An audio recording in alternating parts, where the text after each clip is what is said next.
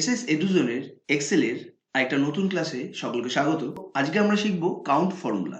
এই যে কাউন্ট রয়েছে এবং এই কাউন্টের আন্ডারে যে আমাদের পাঁচখানা ফর্মুলাস রয়েছে সেটাই হচ্ছে আজকে আমাদের ক্লাস। তো সবার আগে আমি একটা ডেটাবেস তৈরি করে নিয়েছি যার মধ্যে স্টুডেন্ট নেম, তাদের রোল নাম্বার এবং পাঁচখানা বিষয় তাদের রয়েছে যেখানে তারা প্রেজেন্ট বা অ্যাবসেন্ট রয়েছে। এবং এটা নিয়েই কিন্তু আমাদের পুরো ডেটাবেসটা, যার মধ্যে আমরা চারটে কাউন্টে, কাউন্ট ব্ল্যাঙ্ক এবং কাউন্ট ইফ করবো। ক্লিয়ার? দেন কাউন্ট ইফস এর জন্য আলাদা ডেটা তৈরি করেছি, তো সেটা পরে যাচ্ছে। সবার প্রথমে চলে যাচ্ছে আমি কাউন্ট ফর্মুলাতে। এর কাজ কি? এর কাজ হচ্ছে যে আমার যে কটা সেলে, যেরকম আমার এই সেলটা রয়েছে, এই সেলের মধ্যে বা যে পুরো ডেটাবেসেও হতে পারে, তো ফুল ডেটাবেস বা যেইটুকু আমি সিলেক্ট করব সেইটুকু সেলের মধ্যে কতগুলি নাম্বার রয়েছে সেটা কাউন্ট করবে। একটা জিনিস মনে রাখতে হবে, কাউন্ট কিন্তু কোনো অ্যালফাবেট কাউন্ট করে না। তো সেটা একবার আমি চেক করে দেখি আদৌ কি হয় কিনা। আমি এখানে যদি ইকুয়াল টু দিয়ে কাউন্ট শুধু লিখি, সঙ্গে সঙ্গে আমার কাউন্ট অপশন চলে আসছে। তো এখানে ডবল ক্লিক করে যখন আমার ভ্যালু দিতে বলবে, আমি যদি শুধু এইটুকু ভ্যালু দিই, ওকে, তারপর যদি এন্টার দিই, ও বলে দিচ্ছে আমার যে 14টা সেলের মধ্যে আমার নাম্বারস রয়েছে। ক্লিয়ার? কিন্তু এই জিনিসটাই যদি আমি এই ব্র্যাকেটের ভিতরে ডেটাটা তুলে দিয়ে যদি আমি এই কটা সেলে সিলেক্ট করি যেখানে আমার অ্যালফাবেট রয়েছে, এখানেও কিন্তু আমার ভর্তি রয়েছে কিন্তু নাম্বারস নেই, শুধু অ্যালফাবেট রয়েছে, দিয়ে যদি এন্টার মারি তাহলে কিন্তু এখানে দেখাচ্ছে 0। তার মানে এটা বুঝতে হবে যে কাউন্টের মাধ্যমে কিন্তু অনলি ফর আমরা নাম্বারস কাউন্ট করতে পারি, নট অ্যালফাবেট। ক্লিয়ার?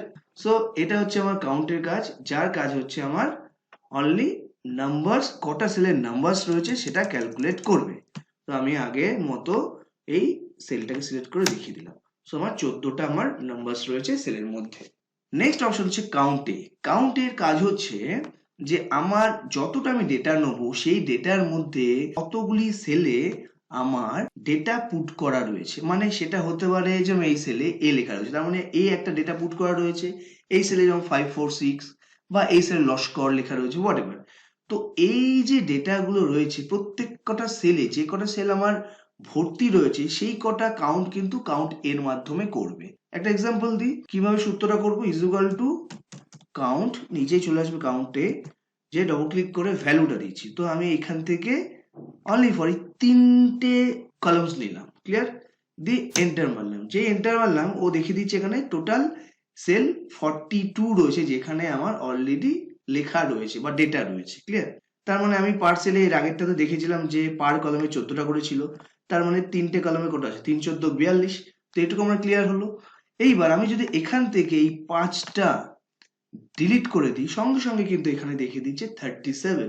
তার মানে এখন 37 সেল ফুলফিল রয়েছে, সেটা হতে পারে নাম্বার, সেটা হতে পারে অ্যালফাবেট। সো এটা আমার কাউন্ট এ দিয়ে হয়। আমি কন্ট্রোল জেড দিয়ে একবার যখনই আমি ব্যাকে গেলাম সঙ্গে সঙ্গে 42 দেখাচ্ছে, কারণ এই সেলগুলো আবার চলে এলো।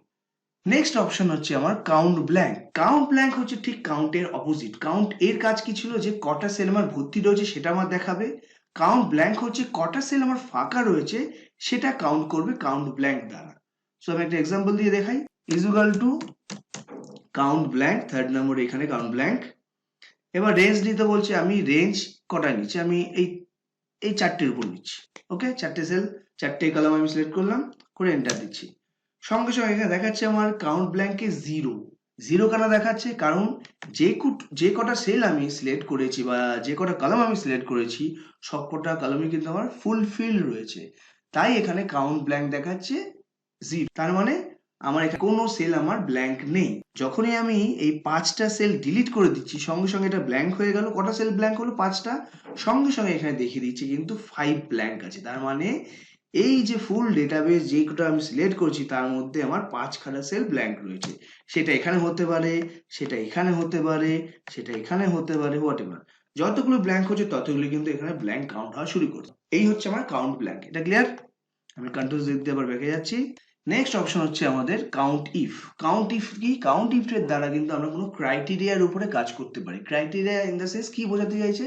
সাপোজ আমি একটা ডেটা যে তৈরি করেছি, এখানে আমি কি করেছি, যে সোমনাথ, এই সোমনাথের এগেনস্টে আমি প্রেজেন্ট অ্যাকশন দিয়েছি।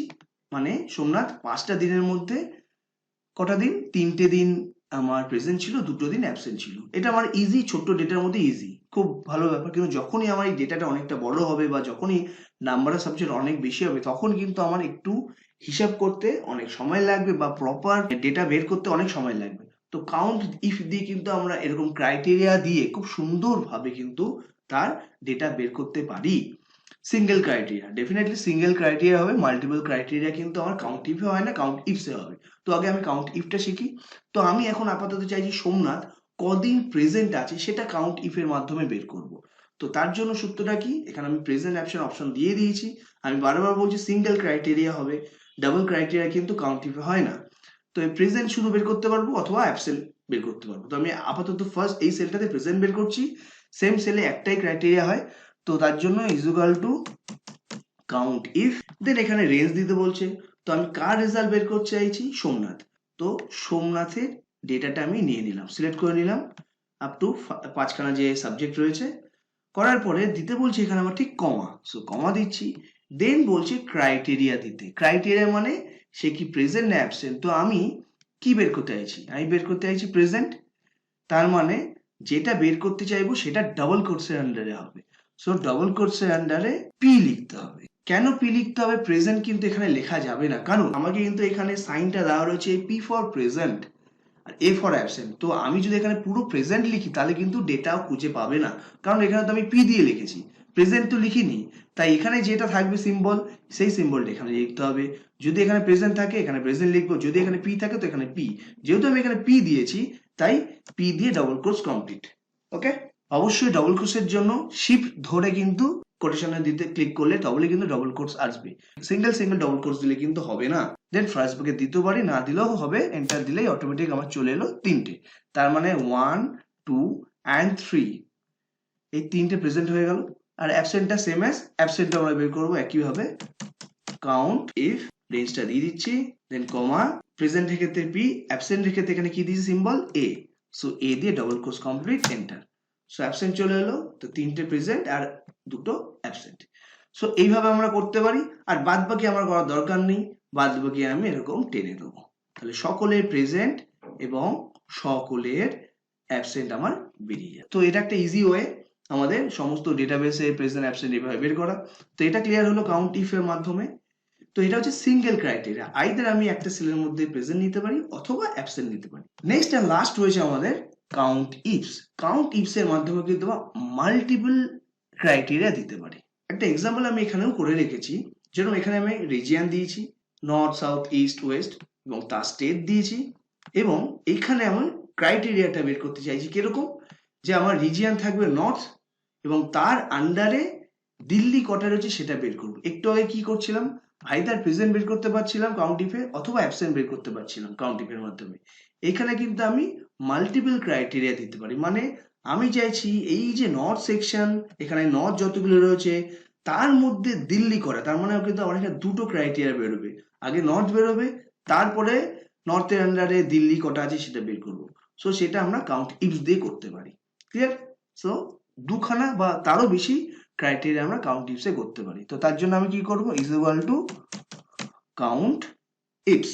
ওকে, দেন এখানে বলছে criteria range 1। So range 1, criteria range 1 কোনটা, আমার ফার্স্ট রেঞ্জে কি ছিল, আমার নর্থ, নর্থের আন্ডারে দিল্লি চেয়েছি বের করতে। তো এটা হবে আমার নর্থ সেকশনটা হবে আমার ক্রাইটেরিয়া 1 এবং তার রেঞ্জ হবে আমার এই ফুল রেঞ্জটা। তখন কখনো আমার নর্থ এখানে, কখনো আমার নর্থ এখানে, বা কখনো আমার এখানে। তাই আমাকে পুরো রেঞ্জটাকে আগে নিতে হবে। নিয়ে নিলাম, কমা দিলাম। দেন আমার ক্রাইটেরিয়া 1 বলেছে, ক্রাইটেরিয়া 1 মানে কোনটা হবে, নর্থ হবে। কেন নর্থ হবে, কারণ আমি এখানে রেজাল্টটা চাইছি নর্থের আন্ডারে দিল্লি কটা। তার মানে প্রথমে ক্রাইটেরিয়া রেঞ্জ পুরো রিজিয়নটাকে নিলাম।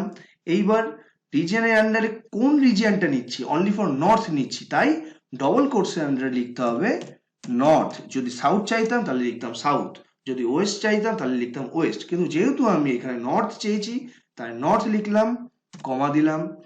এরপরে ক্রাইটেরিয়া রেঞ্জ 2, ক্রাইটেরিয়া রেঞ্জ 2 কোনটা হবে, এই স্টেট হবে। কারণ কি, আমি বলেছি নর্থের আন্ডারে দিল্লি কটা সেটা বের করো, কখানা দিল্লি রয়েছে এই ডেটার মধ্যে। তাহলে ক্রাইটেরিয়া রেঞ্জ মানে হচ্ছে স্টেটের এই রেঞ্জটা ক্রাইটেরিয়া রেঞ্জে পড়ছে। তো ক্রাইটেরিয়া রেঞ্জ 2 হলো, এরপরে কমা দিতে হবে।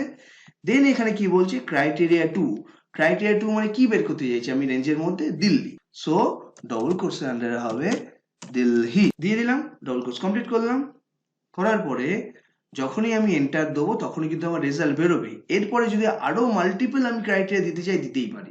তো আপাতত আমি দুটোর উপরে যেহেতু বের করতে চাইছি নর্থের আন্ডারে দিল্লি কথা, তাই এইটুকু দেওয়ার পর ফার্স্ট ব্র্যাকেট দিতে পারি, অথবা না দিয়ে এন্টার মারলেও ও চলে আসবে। তো এন্টার দিয়ে দিলাম, সঙ্গে সঙ্গে এখানে কিন্তু বলে দিচ্ছে আমার যে নর্থের আন্ডারে দিল্লি কিন্তু 3টে আছে। এবার আমি এইখানে ডেটাটা খুঁজি নর্থের মধ্যে দিল্লি কটা। এই নর্থে এই একটা দিল্লি, আমি আলাদা কালার দিচ্ছি।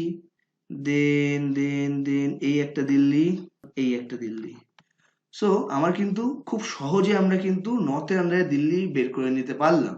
এটা ছোট ডেটা বলে আমার খুব সহজে মনে হচ্ছে আমি তো এখান থেকে দিল্লি বের করে নিতে পারি, কিন্তু যখনই আমি বারবার বলছি, যখনই আমার এই ডেটাটা কিন্তু 100 বা 200 লাইনের হবে, বা 200 রো বা তারও বেশি 300-400 রো এরও হবে, আমার মনে হয় বেস্ট ওয়ে হচ্ছে এইটা। কাউন্ট ইফস এর মাধ্যমে কিন্তু আমরা খুব সহজেই সমস্ত ডেটাগুলো ছোট্ট করে বের করে নিতে পারি খুব ইজি ওয়েতে। তো এটা আশা করি সকলে ক্লিয়ার হলো। তো আজকের এই কাউন্ট ইফস বা যে কটা পার্ট আমরা দেখালাম, সে কটা আশা করা যায় সকলের ক্লিয়ার হয়েছে। যদি এই রিলেটেড আবার প্রবলেম থাকে একই কথা বলবো, আমাকে কমেন্টে জানিও। তো আজকের জন্য এখানেই শেষ করলাম।